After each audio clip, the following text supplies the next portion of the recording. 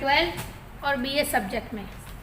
कल जो हमने थॉट्स ऑफ द मैनेजमेंट पढ़ लिए थे और आज के वीडियो में हम Frederick Winslow Taylor's principle of scientific management पढ़ेंगे, जो पेज नंबर 21 पर है आपके। देखो, उससे फ्रेडरिक टेलर एक बिलोंग करता है अमेरिकन से। वो अमेरिकन मैकेनिकल इंजीनियर था। जो ऑप्शन में आता है कि फ्रेडरिक टेलर कहाँ से बिलोंग करता है, तो अमेरिका से, और वो एक इंजीनियर था, मैकेनिकल इंजीनियर था। फिर उसने एक साइंटिफिक मैनेजमेंट के बारे में बताया है। तो फ्रेडरिक टेलर ने क्या बताया, किसके मैनेजमेंट से बताया, तो साइंटिफिक मैनेजमेंट। उन्होंने क्या मीनिंग दिया है, scientific management is the mental revolutions on the part of particular unit. वो क्या बता रहे हैं, साइंटिफिक हमारा जो मैनेजमेंट है वो मेंटल रिवॉल्यूशन यानी आपकी जो दिमाग में जो चीज़ चल रही है, आपके दिमाग में जो थॉट्स चलते हैं, उसके बारे में उन्होंने डिस्क्राइब किया है। यानी बोलते हैं मानसिक क्रांति, यानी आपका मेंटल में आपके हज़ारों क्वेश्चंस होते हैं, हज़ारों थॉट्स होते हैं, उनके बारे में उन्होंने बताया है। एम्प्लॉयज इन द फैक्ट्री, जो फैक्ट्री में वर्कर काम करते हैं, उनके दिमाग में क्या चल रहा है, और वो साइंटिफिक मैनेजमेंट में डिस्क्राइब कर रहे हैं। It is the total mental revolutions toward that task, यानी उनके दिमाग में टास्क के बारे में काफ़ी सारे थॉट्स होते हैं, ड्यूटीज़ के बारे में होते हैं, अपने कलीग और अपने ओनर्स के बारे में। यानी जो एम्प्लॉयज़ होता है वो किसके बारे में सोचता है, तो पहले उसके टास्क यानी उनकी जो एक्टिविटीज़ है, उनकी जो ड्यूटीज़ है, उनके अपने कलीग से और अपने ओनर्स, उन सबके साथ उनको करना है, कम्युनिकेशंस करना है, और सही तरीके से एक्टिविटीज़ से उनको अपना काम करना है। उन्होंने क्या डेफिनेशन दी गई है, तो as said by the Frederick Taylor, knowing exactly, यानी आप जो एग्जैक्टली जानते हो, what you want your man, आप अपने लोगों के साथ क्या काम करवाना चाहते हो, एंड सी टू इट, अभी आपको सुपरवाइजर करना है, यानी मैंने जो काम बोला है उसके हिसाब से वो कर रहा है कि नहीं। You see they do it in the best, और जो वर्कर हमारे एम्प्लॉयज़ जो हमारे अंडर में हैं वो बेस्ट ट्राई कर रहे हैं कि नहीं। एंड द चीपेस्ट वे यानी कम पैसों में, कम कॉस्ट में, cheapest way worker, and to see they do it certainly least expense scientific management. वो फ्रेडरिक टेलर ने अपनी डेफिनेशंस क्या दी गई है कि उनको, हमें जो अपने वर्कर से काम लेना है वो सही तरीके से होना चाहिए और बेस्ट एफर्ट उसका होना चाहिए और मिनिमम कॉस्ट में, तो ही वो साइंटिफिक मैनेजमेंट कहलाता है। तो साइंटिफिक मैनेजमेंट में क्या है, पहले अपने वर्कर को हमें टास्क देना है, फिर उसको हमें सुपरवाइज़र करना है, थर्ड हमें उसके सुपरवाइजिंग में देखना है कि वो काम बेस्ट तरीके से कर रहा है कि नहीं, फिर हमें वो जो एक्टिविटीज़ कर रहा है वो मिनिमम कॉस्ट में कर रहा है कि नहीं। तो ये चार जो क्वेश्चंस है वो हम साइंटिफिक मैनेजमेंट कहलाया जाता है। वापस से देख लो उसकी डेफिनेशंस। फ्रेडरिक टेलर ने क्या बताया है, knowing exactly what you want, आप क्या करना चाहते हो, दे डू इट, और आप जो काम चाहते हो वो हमारे वर्कर कर रहे हैं, वो भी बेस्ट वे में, वो भी कर रहे हैं, वो कैसा करना है उनको, बेस्ट तरीके से। एंड चीपेस्ट वे, यानी चीपेस्ट वे का मतलब very loss amount, they do it certainly and list amount scientific management, और कम पैसों में जो वो टास्क कंप्लीट कर पाते हैं उसको हम साइंटिफिक मैनेजमेंट कहते हैं। अभी principle of the scientific management जो हमें फ्रेडरिक टेलर ने दिया है उसके टोटल 8 पॉइंट है। फर्स्ट है साइंटिफिक मेथड, सेकंड है प्लानिंग एंड इम्प्लीमेंटेशंस, थर्ड है जॉब एनालिसिस, फिफ्थ पॉइंट है standardism, sixth scientific selection and training, seventh है इकोनॉमिकल एंड 8 वाला लास्ट है मेंटल रिवॉल्यूशन। जो आपके क्वेश्चन 3 मार्क्स में भी आ सकते हैं कि explain the scientific management of Frederick Taylor. अभी हमें उसका फर्स्ट टॉपिक देखना है। फर्स्ट टॉपिक क्या है? तो साइंटिफिक मेथड। तो page number 22 in your text book Gujarat board. To do what? Scientific method should be adopted, doing traditional method and thinking how best work can be done by analyzing work scientifically। इसका meaning हमारे जो worker best तरीके से काम करते हैं और minimum cost में वो हमें कर दिखाता है, यानी हमें कम पैसों में ज़्यादा काम और बेस्ट काम जो वर्कर करता है उसको हम साइंटिफिक मैनेजमेंट कहेंगे। सेकंड टॉपिक है प्लानिंग एंड इम्प्लीमेंटेशन, यानी आप कोई भी प्रोग्राम की प्लानिंग करते हो और इम्प्लीमेंटेशन यानी उसको फॉलो करते हो। तो stand of the work doing the planning, कोई भी वर्क अपना काम पूरी प्लानिंग से करता है, पूरे प्रोग्राम से करता है और उसको इम्प्लीमेंटेशंस करता है।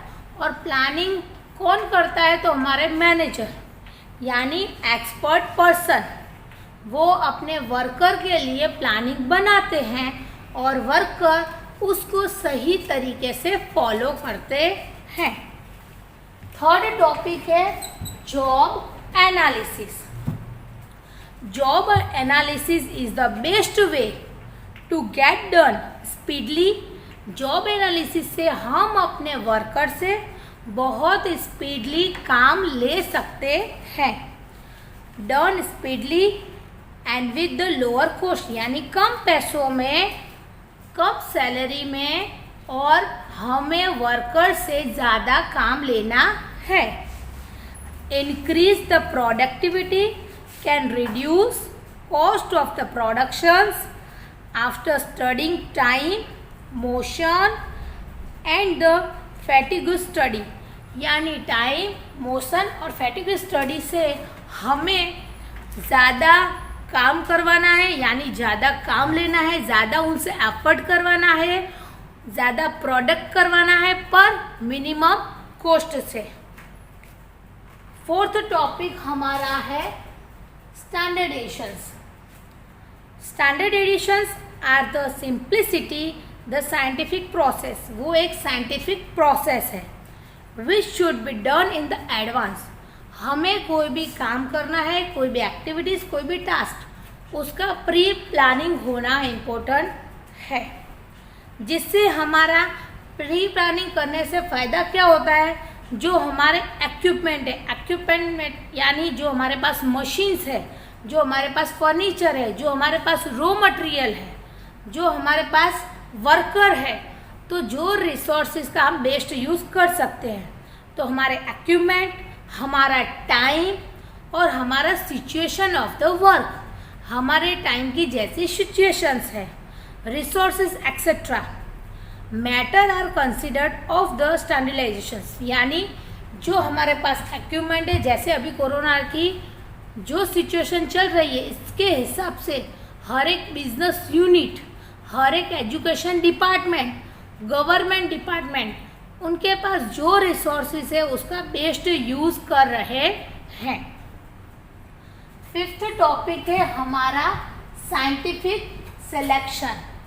हमने जो प्लानिंग की है उसके काफ़ी सारे ऑप्शन भी होते हैं एक्टिविटीज़ को इम्प्लीमेंटेज करने यानी फॉलो करने के लिए बहुत सारे आपके पास ऑप्शन होते हैं, आपको उसमें से सही ऑप्शन चूज करना होता है। देखो, सिलेक्शन ऑफ द वर्कर, हमें अपने काम के लिए अपने टास्क के हिसाब से बेस्ट वर्कर का सिलेक्शन भी करना है। Scientific standard benchmark like the education of the employment, यानी एम्प्लॉयमेंट में परफेक्ट एजुकेशन होना ज़रूरी है। उसके पास ओनली एजुकेशन नहीं, उसके साथ उसको स्किल भी होनी इम्पोर्टेंट है। जैसे एजुकेशन ऑफ द एम्प्लॉय, जैसे सपोज आप मैनेजर का सिलेक्शन करते हो, तो मैनेजर के सिलेक्शन में आपको क्या चाहिए? पहले तो आपको मैनेजर का एजुकेशन चाहिए, उसकी स्किल्स चाहिए, उसके गट्स चाहिए, फिजिकल स्ट्रेंथ चाहिए और उसने ट्रेनिंग कैसे ली है, वो हिसाब से हम बेस्ट मैनेजर का सिलेक्शन कर सकते हैं। बेस्ट पर्सन का सिलेक्शन होता है तो ही हमारा टास्क, हमारी एक्टिविटी परफेक्टली, करेक्टली अप्लाई होती है और हम गोल को आसानी से पा सकते हैं। तो कोई भी एक्टिविटीज़ के लिए बेस्ट पर्सन सेलेक्ट करना इम्पोर्टेंट है। An employee should be assigned such work must be according to his education। हमने कोई भी एम्प्लॉयज़ को कोई भी टास्क की कोई भी एक्टिविटी दी, पर उसके हिसाब से उसको एजुकेशन होना चाहिए। सपोज कोई एम्प्लॉयज़ को हमने मशीनों का काम सौंपा है, प्रोडक्शन का काम हमें दिया है, तो उसके हिसाब से उसको मशीनों का नॉलेज होना इम्पोर्टेंट है। उसके पास स्टडी होनी चाहिए, उसके पास स्किल होनी चाहिए। They should be use the training, और उसके हिसाब से प्रेजेंट के हिसाब से उसको ट्रेनिंग भी मिलनी चाहिए। Worker from time to time, worker को टाइम टू टाइम अपडेशन होना चाहिए, अपने काम का चेंजेस होना इम्पोर्टेंट है। Also different the kind of the scientific test, आप उसका एग्ज़ाम के टेस्ट भी लेते हो। Used to know that work interested. 6 point है हमारा फाइनेंशियल मोटिवेशन। हमें वर्कर को फाइनेंशियल यानी पैसों से भी मोटिवेट करना इम्पोर्टेंट है। Skilled worker should be given financial and other kind of the motivations. Different kind of the motivate wages, आपको अपने वर्कर को उनके टास्क के हिसाब से, उनकी एक्टिविटीज़ के हिसाब से ज़्यादातर वेजेस देने ज़रूरी है। This wage system must be adopted the basic productivity, उन्होंने कितना प्रोडक्ट किया है, उन कौन सी एक्टिविटीज़ के साथ जुड़े हुए हैं, उसके साथ उनको वेजेस इम्पोर्टेंट है, तो ही वो अपने काम में मोटिवेट, अपने काम को उनको प्रोत्साहन मिलेगा। 4 टॉपिक है, 7 टॉपिक है हमारा economical. During the implementation of the scientific management, scientific technical based not only consider emphasize on low production cost is also cost of the established and cost control method should be considered. Deviations should be found and the correct action should be taken. ज़रूरी नहीं है कि हमें low cost लेने के लिए हम low quality का गुड्स दे, लो क्वालिटी के हम एक्टिविटीज़ करें, वो इम्पोर्टेंट नहीं। हमें बेस्ट एक्टिविटीज़ और लो कॉस्ट में जितने कम पैसों में हमें वो एक्टिविटी करके दिखानी है, क्योंकि कोई भी बिजनेस यूनिट की एक्टिविटी विदाउट मनी पॉसिबल नहीं है। लास्ट टॉपिक हमारा मेंटल रिवॉल्यूशन, जो आपके 1 मार्क्स में, 2 मार्क्स में उसकी डेफिनेशन आती है। There should be the mental revolutions for the achievement between owner and worker. Owner और वर्कर दोनों में मेंटल रिवॉल्यूशन यानी विचारों की क्रांति होती है, दोनों का कम्युनिकेशन सही तरीके से चलेगा। ओनर ने जो ऑर्डर दिया है, वर्कर उसको फॉलो करेंगे तो बिजनेस में कोई भी प्रॉब्लम नहीं इश्यू होगी। पर जो ओनर ने ऑर्डर दिया और वर्कर ने उसको फॉलो नहीं किया तो वर्कर क्या करेंगे, स्ट्राइक करेंगे। स्ट्राइक यानी हड़ताल करेंगे, ओनर के ऑपोजिट जाएंगे। इसीलिए ओनर को और एम्प्लॉयज़ को एक दूसरे के साथ अच्छे से कम्युनिकेशंस करना इम्पोर्टेंट है। वो अच्छे से कम्युनिकेशंस करेंगे, अपनी प्रॉब्लम को सॉल्यूशन करेंगे, तो ही हम वर्क बेस्ड तरीके से ले सकते हैं। तो रेवोल्यूशन रिड्यूस, रेवोल्यूशंस यानी कम्युनिकेशंस रिड्यूस करते स्ट्रेस को यानी आपके जो दिमाग में प्रॉब्लम चल रहा है, जो दिमाग में आपका स्ट्रेस चल रहा है, उसको हम आसानी से ओनर और वर्कर में रिड्यूस कर पाएंगे। जितना रिड्यूस होगा उतना उसका गोल अचीव हो पाएगा। अभी नेक्स्ट टॉपिक है हमारा technical of the revolutions scientific management. उन्होंने टेक्निकल प्रिंसिपल साइंटिफिक मैनेजमेंट दिए हैं। उसमें हमारे एक तो टाइम स्टडी और एक मोशन स्टडी है। टाइम स्टडी में क्या है, तो time study means scientific study being done for the time requirement for the completion certain part of the task. यानी आपको टास्क में, एक्टिविटीज में एग्जैक्टली टाइम दिया जाएगा और वो टाइम पर ही आपको अपना वर्क कंप्लीट करना होगा। सपोज मैं एक एग्जांपल दूं, जैसे आप स्टूडेंट हो, बोर्ड की एग्ज़ाम देते हो, स्कूल की एग्ज़ाम देते हो, तो उसका टाइम अवर कितना होता है, तो 3 घंटे का, और आपको 100 मार्क्स का पेपर कंप्लीट करना है। तो जो स्टूडेंट ने 3 आवर्स में 100 मार्क्स का पेपर बेस्ट तरीके से कंप्लीट किया, वो स्टूडेंट बेस्ट कहलाता है। और काफ़ी सारे स्टूडेंट अपने टाइम पीरियड में पेपर कंप्लीट कर सकते नहीं।